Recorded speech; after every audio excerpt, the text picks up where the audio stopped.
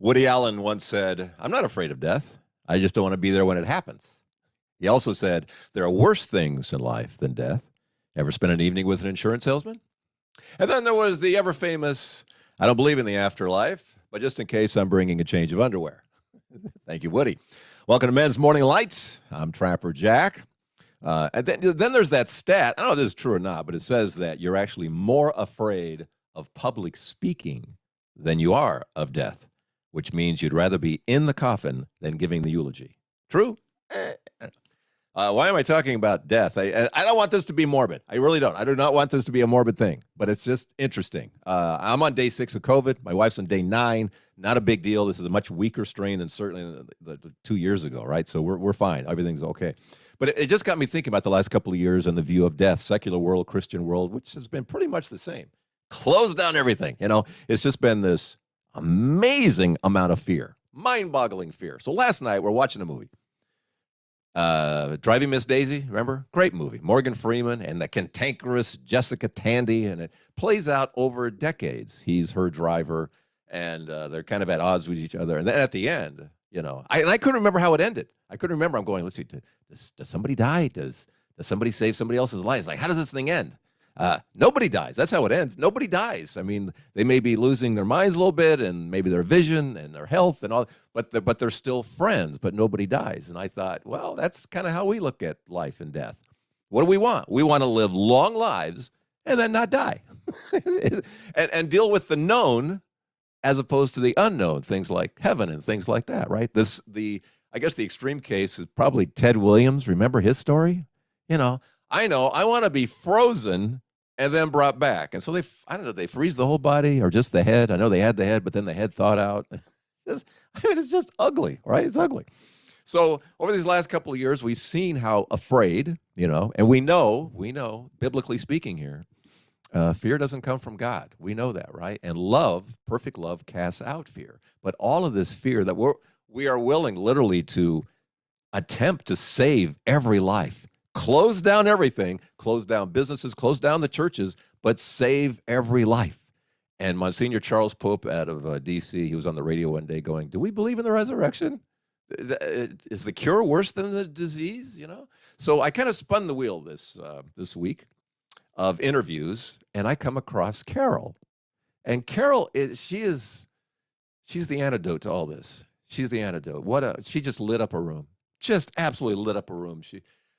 She was attractive, articulate, funny, fun, the whole thing, right? And she was fit. She was a runner. And then at age 50, she is diagnosed with ovarian cancer. I mean, just devastating. I mean, it crushed her hysterically, to the point where I remember something so vivid she said, because it created such a visual picture.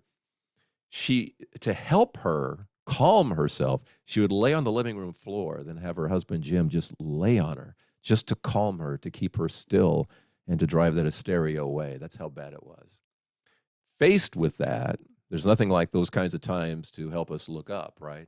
Her relationship with God at the time was so-so, not horrible, not great, it's just kind of there, like many of us, right?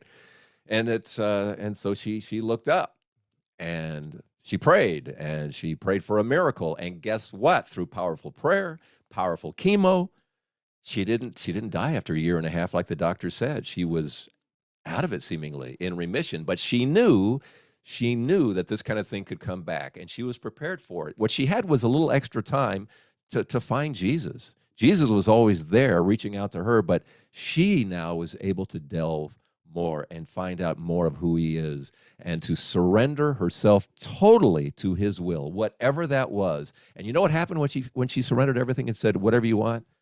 She found peace. Absolute, total peace, no matter what.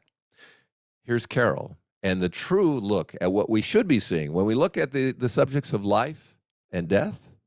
I had been a struggling Catholic for 50 years of my life, and I had been struggling in my faith, and I had been questioning God and the existence of God. And for me, part of my healing has been accepting death accepting death's inevitability, whether it is a month from now or when I'm an old person or if my cancer comes back in a year, I am accepting of it and learning to look forward to it and to embrace it and to recognize that it is going to be so much more spectacular than us in our weakened, sinful bodies. And all of a sudden, the worry and the anxiety, it just left me. And I was really and truly filled with the peace that is brought out by just believing completely and totally in God's love for me, feeling that Jesus is with me every minute of the day, and giving myself over completely to him. I'm still happy and optimistic and faith-filled, and I'm not consumed with worry or anxiety. I have a 13-year-old son, and as a parent, the idea of death and mortality, I think it just hits you so hard because you think, I have to be around for my child. Again, one of the things that my husband taught me from the very beginning is don't be afraid of death. Don't look at death as something like this is the very worst possible scenario. He has said over and over from the beginning, I'm going to be so happy for you. We want, what is that saying? Everyone wants to go to heaven, but no one wants to die to get there. He said, I'm going to really think about you.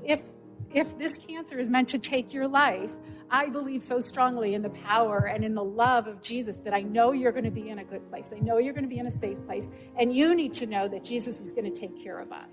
Once you let go, that letting go is such freedom. It's spiritual freedom. It allows you the opportunity to know Jesus in a whole new way because you're no longer clinging to your human body. So I'm learning to say, I don't need to stay in my physical body. If I'm meant to go and to join you and to know heaven, then I am going to embrace that and I am going to walk full force. I'm not going to be dragged to my death. I am going to go joyfully and willingly with a complete belief that Jesus loves me and that he will be there for me on the other side. You got to get your own podcast. Okay.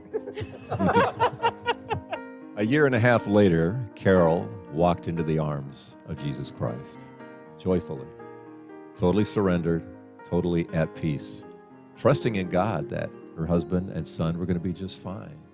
Why wouldn't they be? That was the level of surrender.